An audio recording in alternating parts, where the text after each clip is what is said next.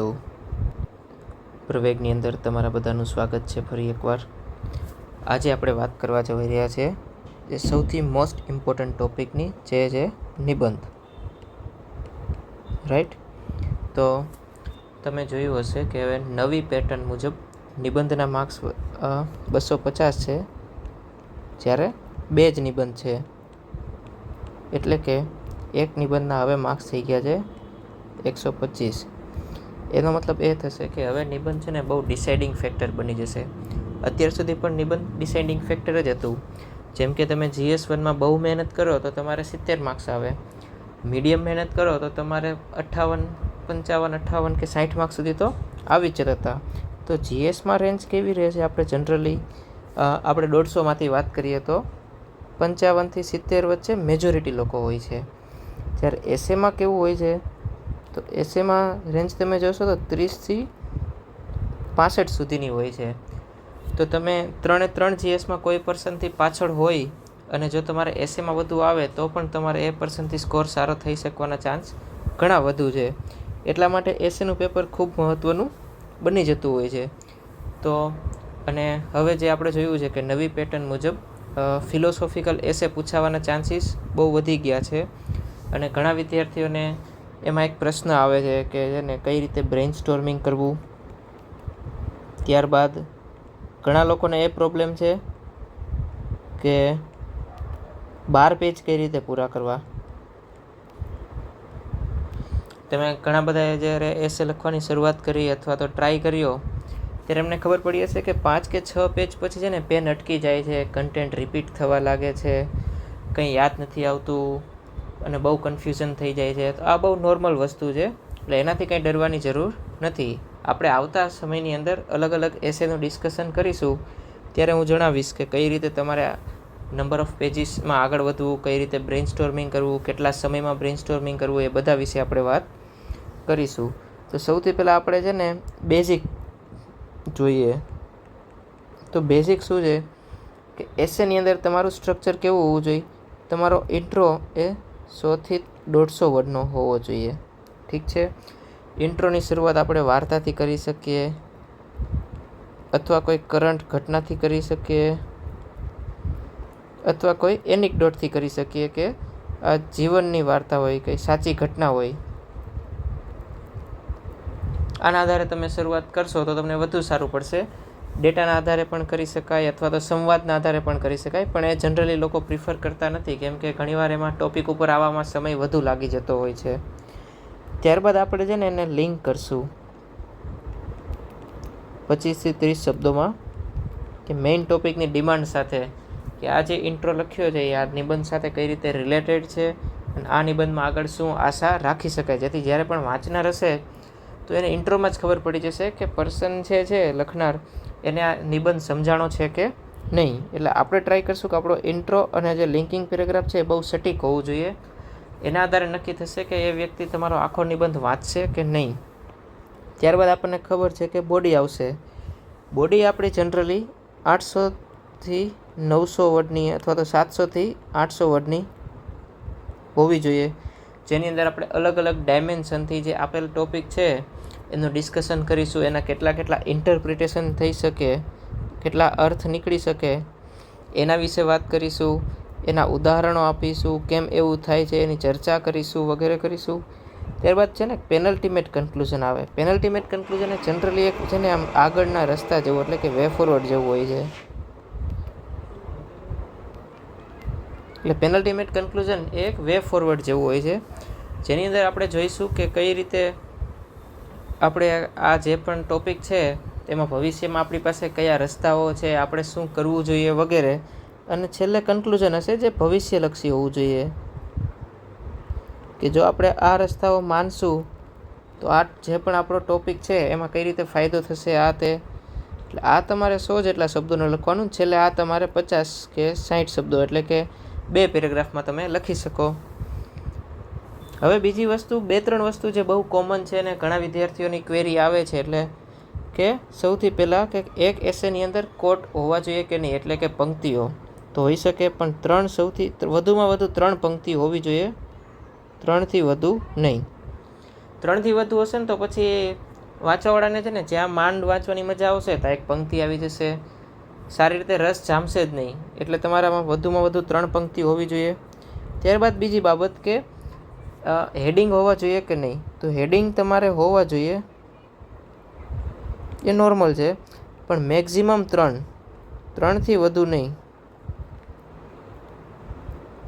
એનું રીઝન છે કે આપણે જીએસનો આન્સર લખીએ તો આપણે 2 પેજમાં 2 હેડિંગ મારીએ કે આના ફાયદાઓ આ છે, ગેરફાયદાઓ આ છે.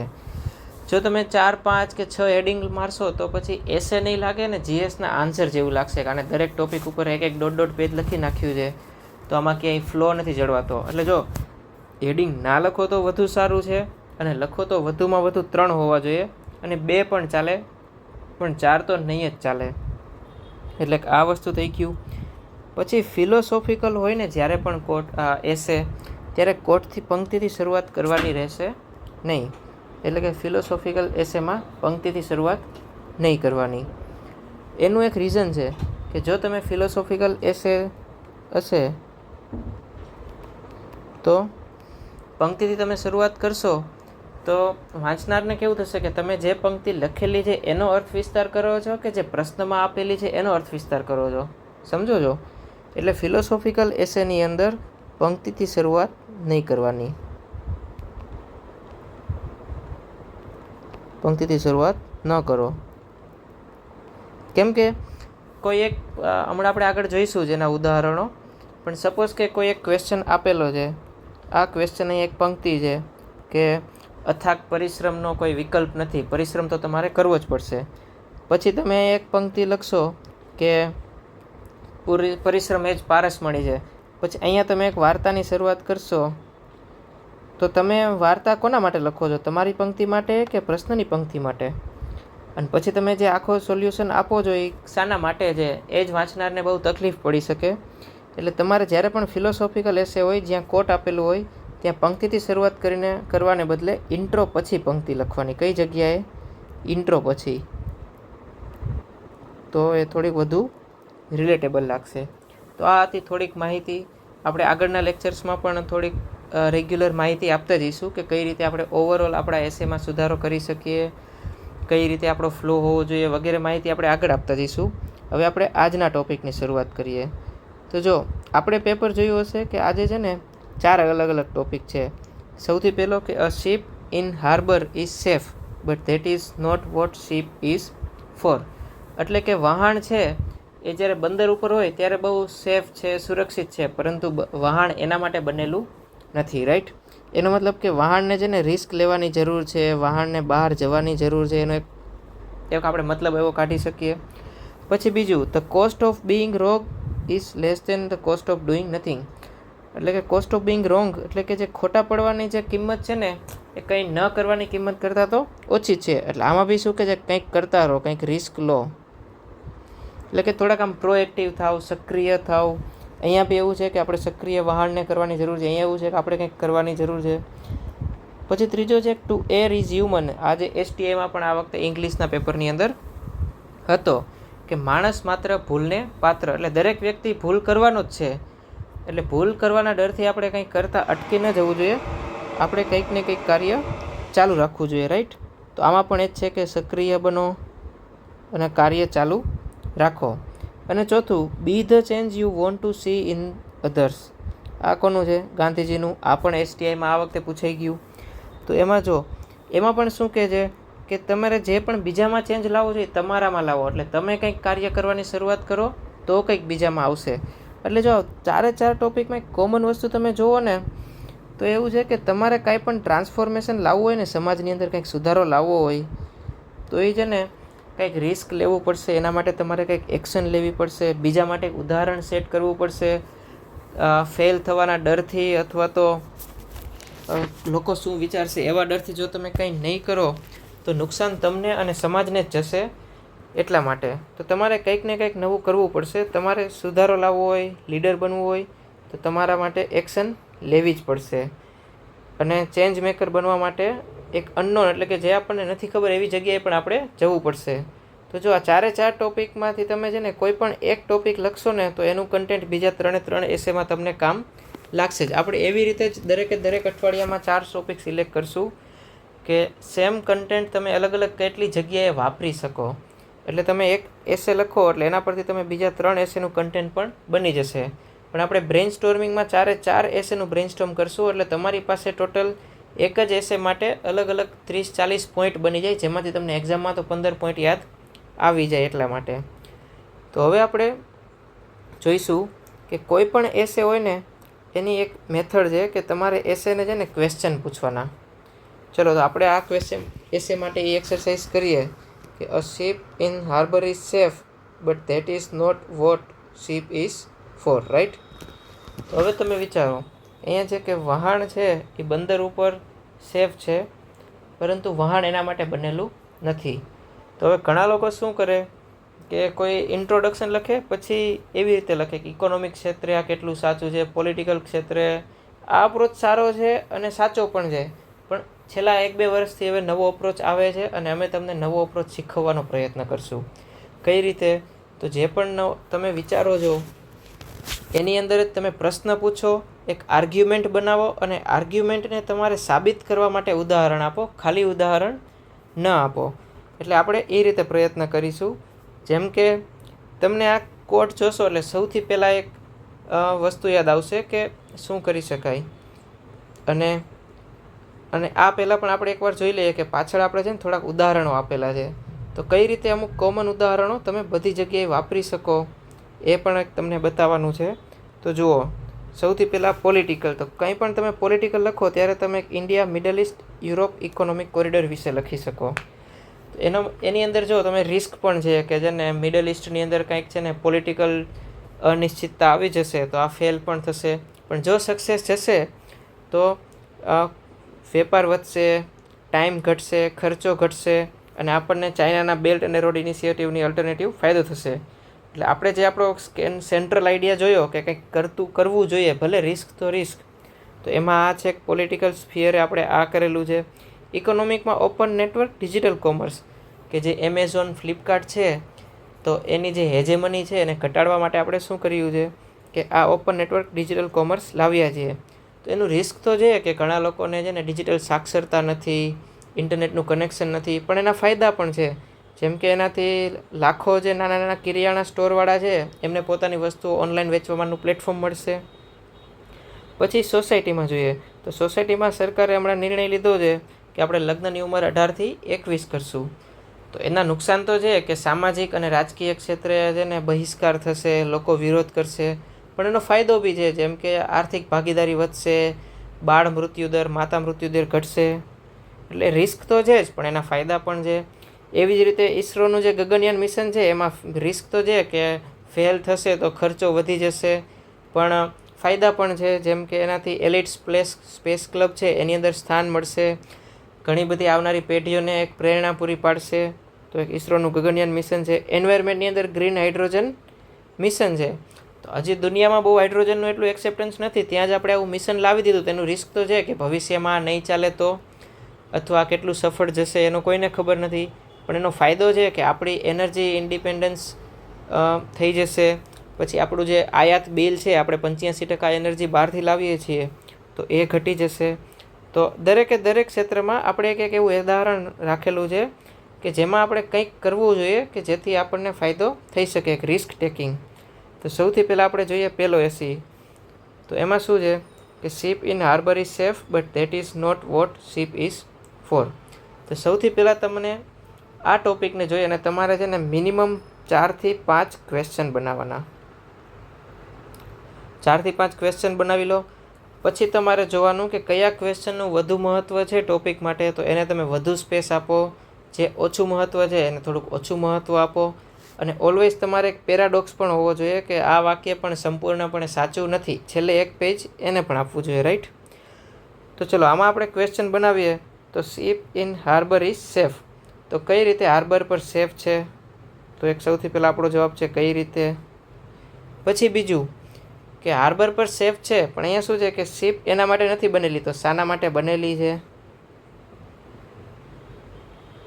તો શાના માટે બનેલી છે એ વિશે આપણે વિચારી લીધું.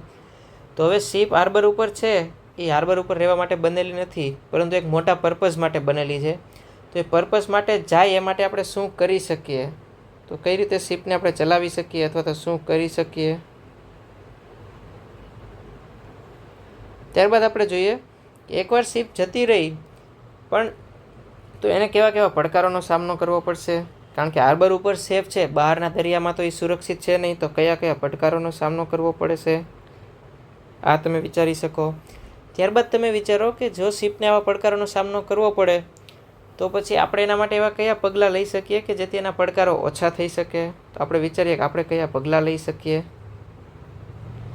અને પછી તમે છેલ્લે એવું બી કહી શકો કે દર વખતે શિપ છે એ બહાર દરિયા કિનારે મોકલવી એ જરૂરી નથી. ક્યારેક શિપને હાર્બર ઉપર પણ રાખવી જોઈએ, તો ક્યારેક હાર્બર પર પણ જરૂર છે એમ, એટલે કે ક્યારેક બંદર ઉપર જોઈશે. જો તમે આ રીતે થોડાક વિચારી શકો. તમારા ક્વેશ્ચન મારા કરતાં અલગ પણ હોઈ શકે, પણ તમારા જે ક્વેશ્ચન છે એ ટોપિકની ડિમાન્ડથી દૂર ના જવા જોઈએ, એનું ખાસ ધ્યાન રાખવાનું. જ્યારે પણ તમે ક્વેશ્ચન બનાવો ત્યારે વિચારવાનું કે શું આ ક્વેશ્ચન છે એ ટોપિકને અલાઇન છે કે ટોપિકથી થોડો દૂર જાય છે. જો તમને એવું લાગે કે આ ક્વેશ્ચનની ટોપિકમાં કંઈ જરૂર નથી તો એને કાઢી નાખવાનું. તો શિપ ઇન હાર્બર ઇઝ સેફનું આપણે જોયું તો શિપ હાર્બરમાં સેફ કઈ રીતે છે, તો કે ત્યાં વાવાઝોડું નહીં આવે, આતંકવાદીઓ નહીં આવે અને અનિશ્ચિતતા પણ નથી. જેવી રીતે આપણે માણસ કમ્ફર્ટ ઝોનમાં હોય તો એ પ્રેડિક્ટેબલ છે કે સવારે 5-6 વાગે ઉઠવાનું, 9 વાગે ઓફિસ જવાનું, સાંજે 10 વાગે આવી જવાનું. પણ એનાથી આખી જિંદગી 9 થી 5માં જ જતી રહેશે. એવું કોઈ રિસ્ક નહીં લે તો એનો કોઈ આર્થિક વિકાસ થશે નહીં. એટલે આપણે પહેલો ક્વેશ્ચન જોઈ લીધું કે શિપ કેમ હાર્બર ઉપર સેફ છે. ત્યારબાદ શિપ હાર્બર ઉપર રહેવા માટે નથી બનેલી, તો શિપનો પર્પઝ શું છે? તો શિપનો પર્પઝ છે કે મધદરિયે જવાનું, ખેડાણ કરવાનું અને એન્કર રહેવાનું નથી. તો એવી રીતે આપણો લાઈફનો પણ પર્પઝ છે. આપણે ખાલી જીવવાનું નથી, પણ આપણો એક મોટો પર્પઝ છે તો એ પૂરો કરવાનો છે એમ. જેમ કે આપણે અહીંયા લખીએ પછી ઉદાહરણ તરીકે ઈસરોનું ગગનયાન.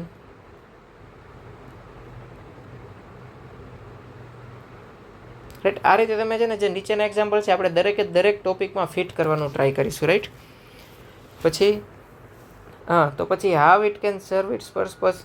તો એને જે પોતાનો કમ્ફર્ટ ઝોન છે એ છોડવો પડશે. શિપ જો પોતાનો કમ્ફર્ટ ઝોન નહીં છોડે તો પોતાનો પર્પઝ પૂરો કરી શકશે નહીં.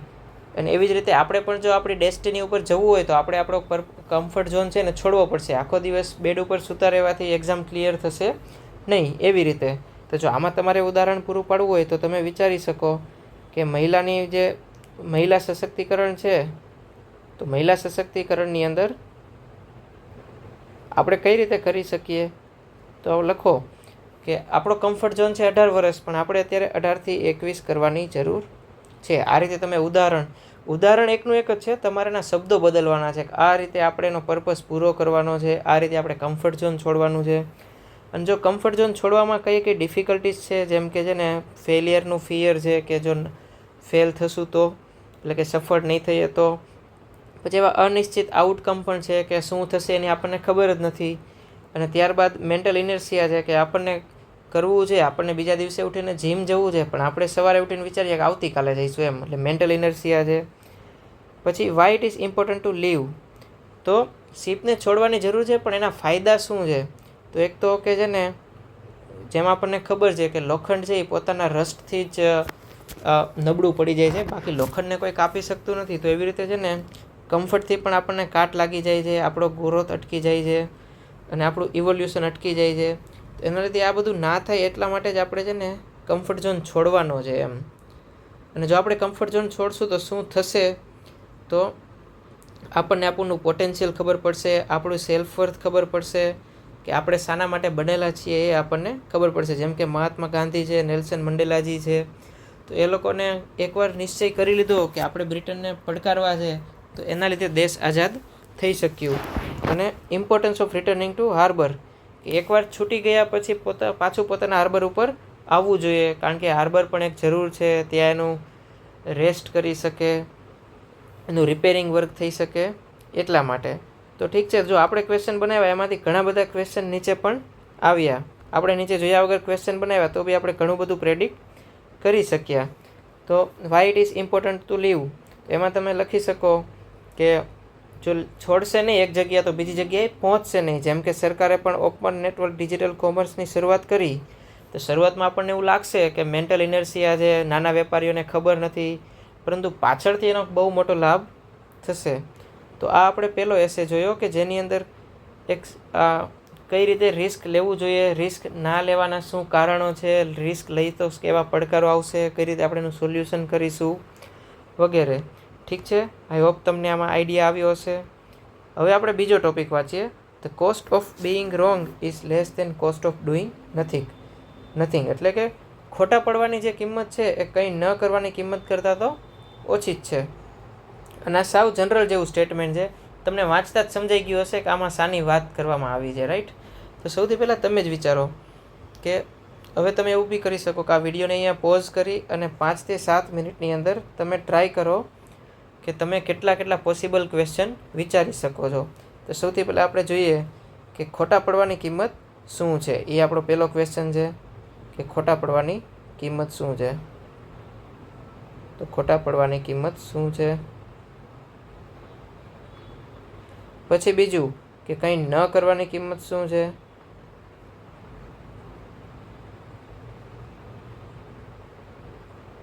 પછી તમે વિચારો કે કઈ રીતે ખોટા પડવાની જે કિંમત છે એ કંઈ ન કરવાની કિંમત કરતાં વધુ છે, એટલે કે ઓછી છે. તો કંઈ ન કરવાની કિંમત એ વધુ જ આપણે ચૂકવવી પડશે.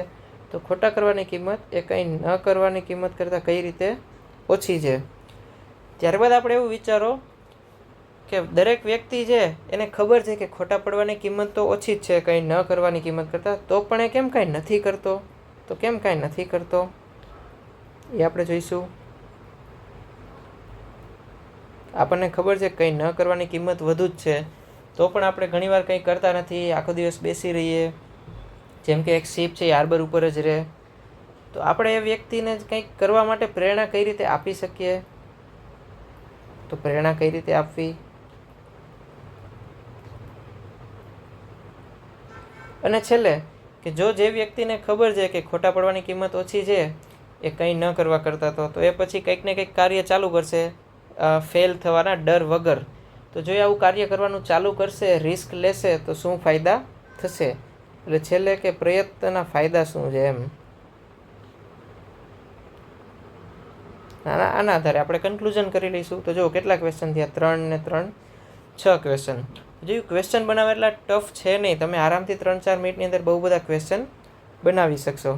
હવે આપણે જોઈએ કે આમાં કયા ક્વેશ્ચન બીજા બની શકે. તો કે જો why there is a perceived high cost of being wrong. એટલે કે ખોટા પડવાની કિંમત કેમ છે. તો એક તો આપણે ફિયર ઓફ ફેલિયર છે, કે આપણને ખોટા પડવાની કિંમત એ છે કે આપણને અસફળતાનો ડર લાગે છે કે હું નિષ્ફળ જઈશ તો શું થશે એમ, એટલે આપણે કંઈ કરતા જ નથી. પછી સોશિયલ સ્ટિગ્મા, સમાજની અંદર છે ને એની ઉપર લાંછન લગાડવામાં આવે કે આ વ્યક્તિ તો સાવ ખોટો છે, કંઈ કરતો નથી, ખોટા પ્રયત્ન કરે. પછી લોસ ઓફ રિસોર્સિસ, જો ચંદ્રયાન 2 આપણું ખોટું પડ્યું એના લીધે આપણને હજારો કરોડો રૂપિયાનું નુકસાન ગયું. તો એવી રીતે લોસ ઓફ રિસોર્સિસ છે. પછી પર્સનલ ઈગો, કે વ્યક્તિને એવું થઈ જશે કે મને કેમ ખોટું લાગ્યું, હું કેમ ખોટો પડ્યો, એવી રીતે. તો આ બધી કિંમત છે કે કેમ વ્યક્તિ ખોટો પડે ત્યારે એની કિંમત શું છે.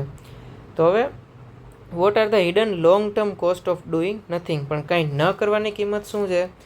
તો ઓપોર્ચ્યુનિટી મિસ થઈ જશે. પહેલાંમાં આપણે ઓપોર્ચ્યુનિટી તો લીધી હતી, આમાં તો ઓપોર્ચ્યુનિટી જ મિસ થઈ જશે. જેમ કે ઈસરો ગગનયાન નહીં કરે, તો જો ઈસરો ગગનયાન કરશે તો વધુમાં વધુ ખોટું પડશે, તો કદાચ આર્થિક ખર્ચ થશે. પણ જો કંઈ નહીં જ કરે તો ભવિષ્યમાં 25 વર્ષ પછી એવું લાગશે કે ઈસરોએ કંઈ મિશન કર્યા નથી એમ, એટલે ઓપોર્ચ્યુનિટી મિસ થઈ જશે. પછી સ્ટેગ્નેશન, એટલે કે એકને એક જગ્યાએ રહેશે, એના લીધે એનું ડીકે થવા માંડશે.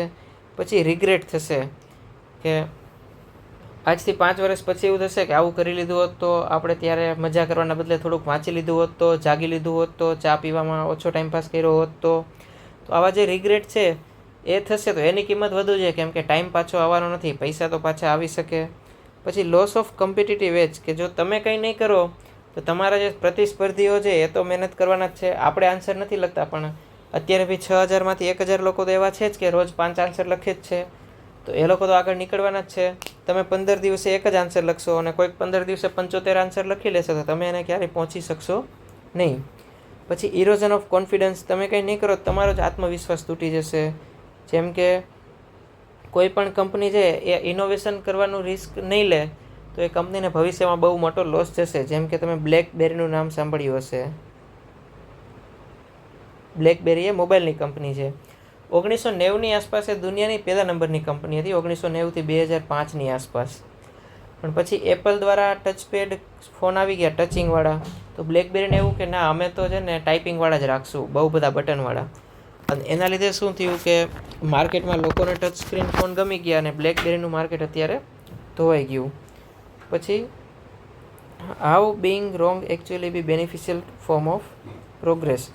તો કઈ રીતે જે ખોટા પડવાની જે ડર છે એનાથી પણ આપણને શું ફાયદો થશે, તો એ વિશે તમે વિચારી શકો કે આપણને કંઈક શીખવા મળશે, આપણામાં જ કંઈક આમ નવો ઉત્સાહ આવશે, કંઈક નવીન શોધ થશે. જેમ કે પેનિસિલિન છે તો એલેક્ઝાન્ડરે કઈ રીતે શોધેલી છે. પછી રેઝિલિયન્સ બિલ્ડિંગ થશે, પ્રૂફ ઓફ એફર્ટ, કે આપણને જ આઈડિયા આવશે કે આ જગ્યાએથી નિષ્ફળ થઈ શકે, જેમ કે થોમસ આલ્વા એડિસન છે. તો એવી રીતે તમે એના ઉદાહરણ પણ આપી શકો. આ દરેક આર્ગ્યુમેન્ટની અંદર એક ઉદાહરણ આપી શકો, 2-3 આર્ગ્યુમેન્ટ એક ઉદાહરણ આપી શકો, બધું ચાલશે. પછી in what scenario is the cost of doing nothing demonstrably higher. તો કઈ રીતે છે ને કંઈ ન કરવાની કિંમત એ ખોટા પડવાની કિંમત કરતાં વધુ છે. તો ક્રાઇસિસ સિચ્યુએશનમાં તમને બહુ પ્રોબ્લેમ થશે. પછી પર્સનલ ડેવલપમેન્ટ તમારું ક્યારેય નહીં થાય જો તમે એવા ડરથી ક્યારેય કંઈ કાર્ય જ નહીં કરો કે જેને હું ખોટો પડીશ તો, અને એ આધારે જો તમે ક્યાંય નીકળશો જ નહીં તો તમે એકને એક જગ્યાએ જ રહેશો. ખોટા પડવાની કિંમત એના કરતાં તો ઓછી જ છે. પછી એનાથી તમારામાં ઇનોવેશન નહીં આવે, સોશિયલ જસ્ટિસ નહીં થાય. જેમ કે અત્યારે આપણને લાગે કે મહિલાની ઉંમર 18થી 21 વર્ષ કરશું તો એ ખોટું પડી શકે, પણ નહીં કરવાથી જે નુકસાન થશે એના કરતાં ખોટું પડવાથી નુકસાન તો ઓછું જ થશે. અને અત્યારે જો આપણે મહિલા સશક્તિકરણ અને મહિલા ન્યાય આપવો હોય તો આ પગલું લેવાની જરૂર છે એમ. અને એનું ઉદાહરણ છે કે સરકાર અત્યારે ક્લાઇમેટ એક્શનમાં ડિલે કરે છે, એના લીધે કેટલું બધું નુકસાન જઈ રહ્યું છે એમ.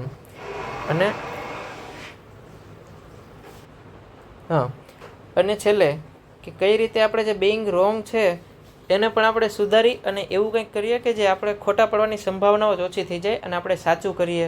તો એના માટે તમે જ વિચારો કે તમારે ખોટું પડવાની સંભાવનાઓ ઘટાડવી તમારે શું કરવાનું. સ્ટ્રેટેજિકલી પ્લાનિંગ કરો, એનું ઇમ્પ્લિમેન્ટેશન કરો.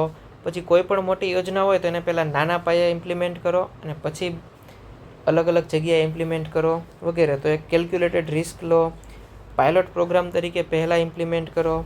બીજાની મિસ્ટેકથી પણ શીખો, એવું નથી કે આપણે પોતાની મિસ્ટેકમાંથી જ શીખવું જોઈએ. એમ્બ્રેસિંગ ગ્રોથ, પછી બિલ્ડિંગ રેઝિલિયન્સ, કે તમારામાં એક રેઝિલિયન્સ લાવો. જેમ કે સ્ટાર્ટઅપ્સ હશે તો સ્ટાર્ટઅપ્સને ખોટા પડવાનો ડર હશે, પણ જો કંઈ નહીં કરે તો સ્ટાર્ટઅપ્સ ક્યારેય આગળ વધશે નહીં. તો જો આ જ બધા પોઈન્ટ છે ને, તમે આ જે આર્ગ્યુમેન્ટ છે એની અંદરના એક્ઝામ્પલ છે એ બધા જ તમે શિપ અને હાર્બરવાળામાં પણ લખી શકો કે જો શિપ હાર્બર ઉપર જ રહેશે તેને લાંબા સમયે શું શું નુકસાન જઈ શકે છે એમ. તો આ જ બધી વસ્તુઓ તમે શિપ અને હાર્બરવાળામાં પણ લખી જ શકશો. ખાલી આપણે વર્ડ બંધ ચેન્જ થયા છે, ટોપિક ચેન્જ થયો છે, પણ અંદરનું કન્ટેન્ટ તો સેમ જ રહેશે. હવે આપણે આગળનો ટોપિક જોઈએ, ટુ એર ઇઝ હ્યુમન, એટલે કે માણસ માત્ર ભૂલને પાત્ર. તો હવે આપણે વિડીયો પહેલાં તમે પોઝ કરો અને પછી વિચારો કે આમાં કયા કયા ક્વેશ્ચન બની શકે. તો ભૂલ કોને કહેવાય, પછી કેમ માણસ ભૂલ કરે, પછી ભૂલ કરે તો સમાજમાં એનો કેવો પ્રતિભાવ મળે છે,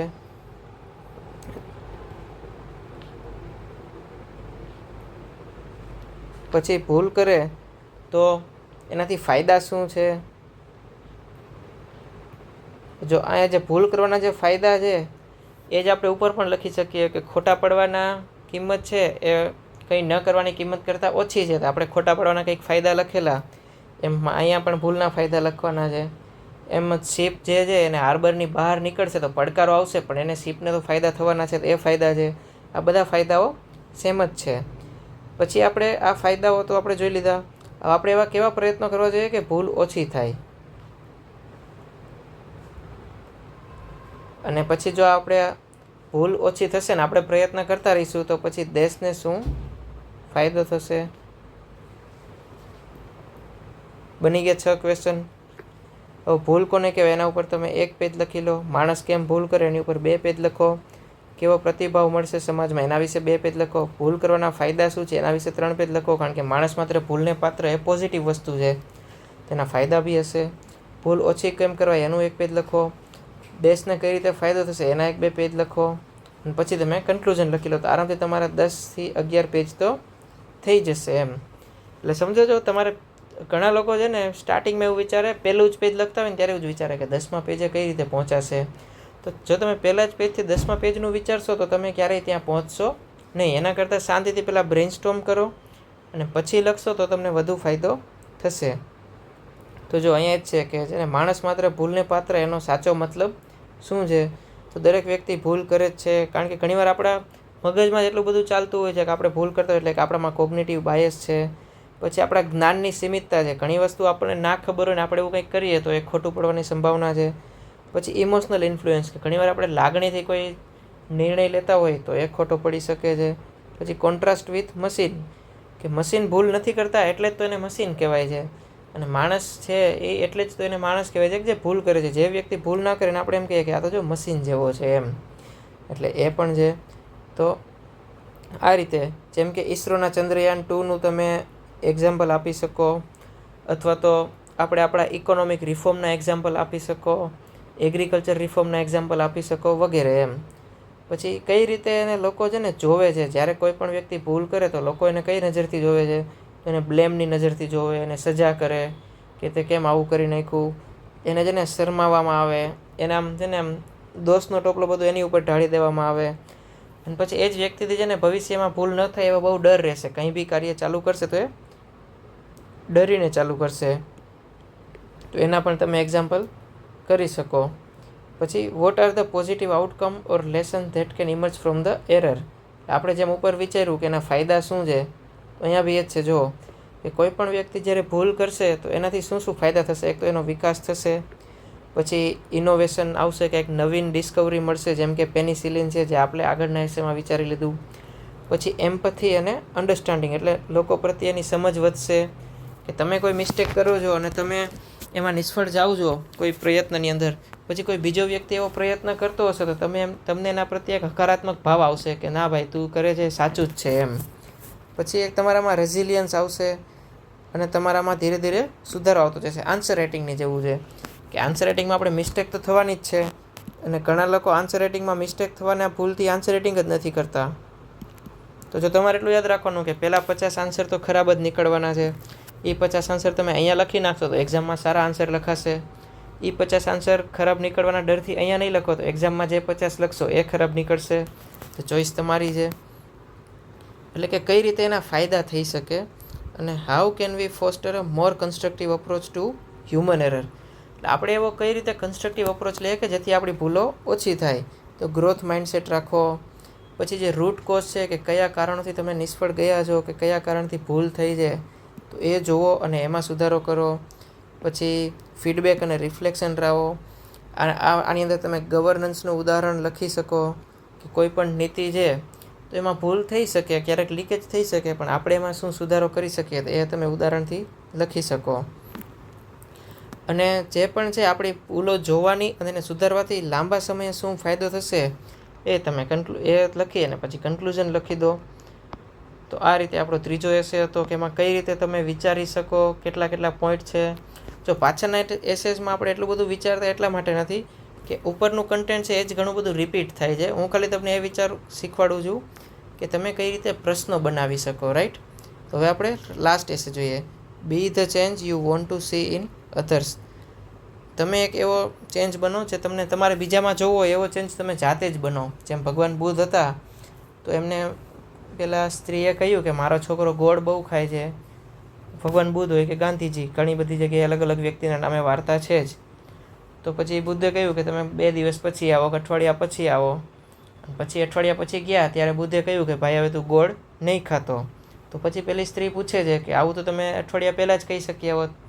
તો ત્યારે ભગવાને શું કીધું બુદ્ધે કે ત્યારે હું જ જો આ ગોળ ખાતો હોય તો પછી હું કોઈ પર્સનને કઈ રીતે કહી શકું કે ગોળ નહીં ખાવાનો. તો એ રીતે તમે કંઈ જોઈ શકો કે તમારે જે બીજામાં બદલાવ લાવવો એ તમે શરૂઆત કરો એમ. તમે કોઈને કહો કે ભાઈ કચરો ના ફેંકો, ને પછી તમે જ બાઇક ઉપર જતા હોય કે ટ્રેનમાં જતા હોય અને બારીમાંથી કચરો ફેંકો તો પછી શું થશે એમ. એટલે તમારે જ જોવું પડશે કે તમારે કયો સુધારો લાવવાનો છે. આપણે જે સમાજની અંદર સુધારો જોવો છે આપણે લાવવો જ પડશે. તો આમાં પણ એ જ છે કે તમારે કંઈક કાર્યની શરૂઆત કરવાની છે. તમારે તમારી શિપને હાર્બરમાંથી બહાર કાઢવાની છે, સેલ કરવાની છે, તો સમાજમાં બધા લોકો પોતાના કમ્ફર્ટ ઝોનમાંથી બહાર આવશે. બીજા એસેમાંથી આપણે લઈએ તો તમારે એ સમજવાનું છે કે કંઈક તો કરવું જોઈએ એમ. કંઈ ન કરવાની કિંમત કરતાં ખોટું કરવાની કિંમત ઓછી છે, એને ધ્યાનમાં રાખીને પણ આપણે કંઈક કરવું જોઈએ. અને ત્રીજું કે માણસ માત્ર ભૂલને પાત્ર છે. Two air is human. તો એના આધારે પણ આપણને ભૂલ થાય તો પણ આપણે ભૂલમાંથી કંઈક સુધારવાની જરૂર છે અને બીજા માટે ઉદાહરણ બનવાની જરૂર છે. આવી રીતે દરેકે દરેક ટોપિકે ઇન્ટરલિંકિંગ છે. તો આપણે એના હવે તમે 2 મિનિટ માટે વિડીયો પોઝ કરો અને તમે વિચારો કે આમાંથી કયા કયા ક્વેશ્ચન બની શકે. તો બી the change you want to C in others. તો સૌથી પહેલાં કે ચેન્જ કોને કહેવાય. પછી બી the change you want to C in the others. તો અહીંયા તમે એ બી લખી શકો કે તમારે બીજામાં કયા ચેન્જ જોતા છે, એટલે કે બીજામાં કયા બદલાવ જોઈએ. તમારે બીજામાં આ બદલાવ જોઈએ છે તો કઈ રીતે તમારાથી શરૂઆત કરવાની.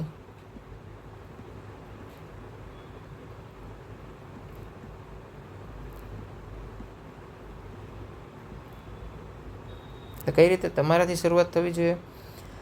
ત્યારબાદ જો તમે શરૂઆત કરશો તો લોકોમાં શું પ્રભાવ પડશે એમ, કે કઈ રીતે એનો પ્રભાવ પડશે. કે કોઈ પણ ચેન્જની તમે શરૂઆત કરશો તો એનો સમાજમાં શું પ્રભાવ પડશે, પછી એની લાંબા ગાળાની અસર શું છે.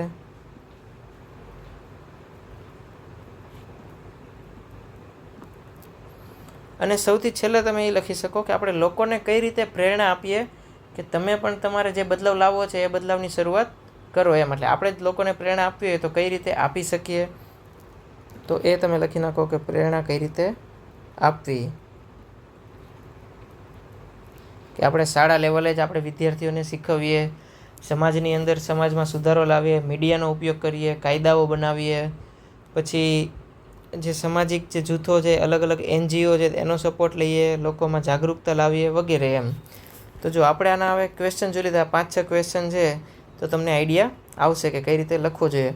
તો what is the core philosophy B the change. એનો મતલબ શું છે એક્ઝેક્ટલી, તો કે દરેક વ્યક્તિને પોતાની જવાબદારી છે કે મારે સમાજ માટે આવું કરવું જોઈએ. પણ એ જવાબદારી ખાલી મનમાં રાખવાના બદલે જો એ વ્યક્તિ બહાર લાવશે તો વધુ ફાયદો થશે. પછી આપણે ઉદાહરણથી લોકોને લીડ કરવાના છે, કે જેમ કે આપણે જ્યારે અનાજની ક્રાઇસિસ હતી 1960-1970ના સમયમાં, તો લાલ બહાદુર શાસ્ત્રીએ દેશને એવું કહ્યું કે અઠવાડિયામાં બધા એક સમય ન જમો. તો એને એની શરૂઆત પોતાના ઘરથી કરી, કે એ પણ પોતે પણ અને એમના પરિવારના સભ્યો પણ અઠવાડિયામાં એકવાર જમતા નહોતા અને એ રીતે અનાજ બચાવતા હતા. અને એ રીતે આખા દેશમાં રેસ્ટોરન્ટ પણ અઠવાડિયામાં એક દિવસ બંધ રહેતા હતા. પછી ઓથેન્ટિસિટી એન્ડ ઇન્ટેગ્રિટી આવશે એનાથી.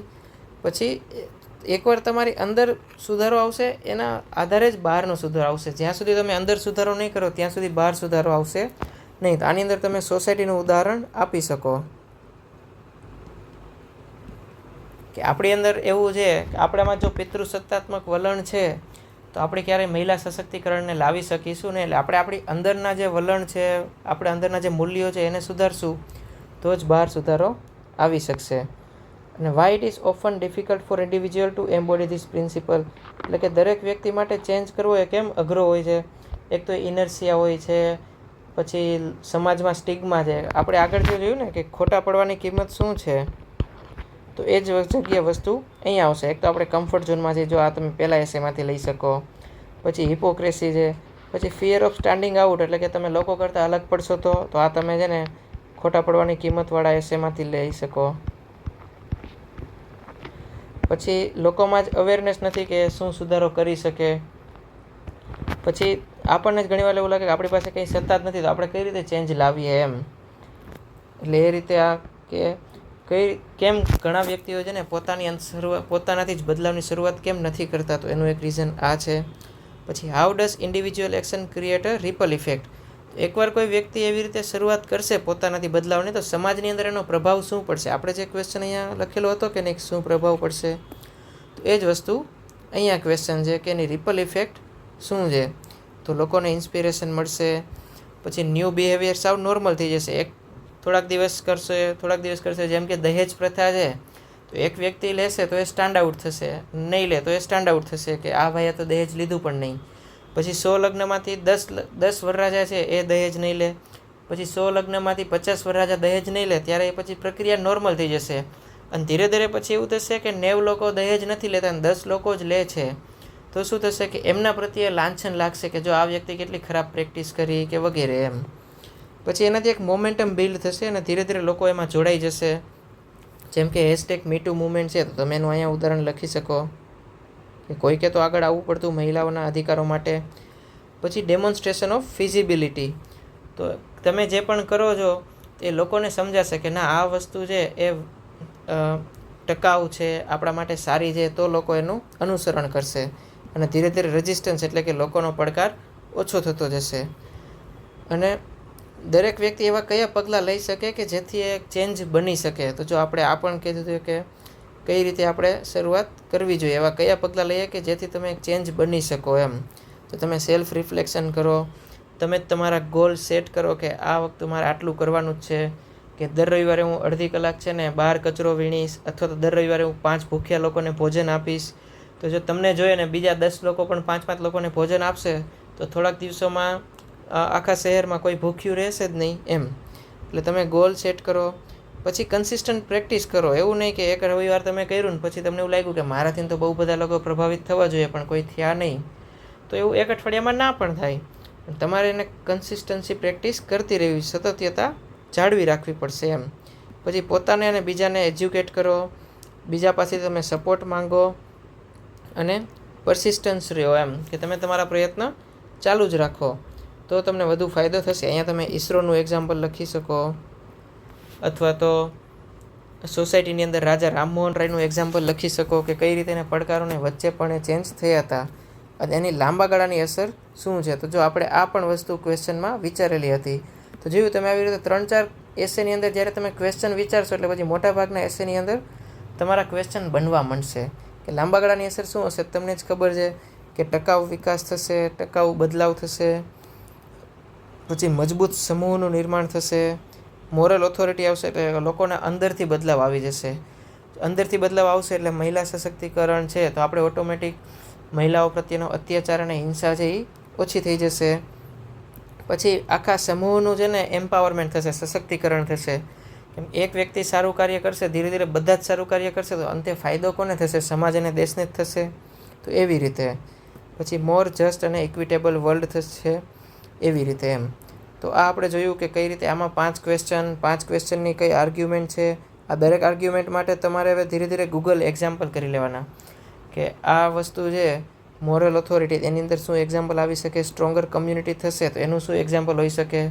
તમે આ નિબંધની અંદર હવે તમારું હોમવર્ક છે, તો તમારે આ નિબંધ રિલેટેડ બીજા 15 ઉદાહરણો શોધવાના છે. તમે ગૂગલ કરો, ChatGPT કરો, કંઈ પણ કરો, અથવા તો રિયલ લાઈફની સ્ટોરીઝ વિચારો કે કંઈ પણ વિચારો, પણ તમારે 15 ઉદાહરણો વિચારવાના છે. જો આ 15 ઉદાહરણો તમે જાતે વિચારશો અને પછી આવતા અઠવાડિયે તમે કોઈ પણ નિબંધ લખશો તો તમને એમાં ફાયદો થશે અને થશે જ. આઈ હોપ તમને મજા આવી હશે. તો તમારા મેક્સિમમ ફ્રેન્ડ્સને શેર કરો અને આ PDF જોઈતી હોય તો praveg@01 છે, @praveg01 છે, આના ઉપર મેસેજ કરશો તો ટીમ દ્વારા તમને રિપ્લાય આપવામાં આવશે. અને અમે આવી રીતે GSના ક્વેશ્ચન આપીએ છીએ, મોડલ આન્સર પણ મળે છે અને ડિસ્કશન વિડીયો પણ છે. તો તમારે આ પ્રોગ્રામમાં જોડાવવું હોય તો પણ તમે મેસેજ કરી શકો છો. All the best. Thank you.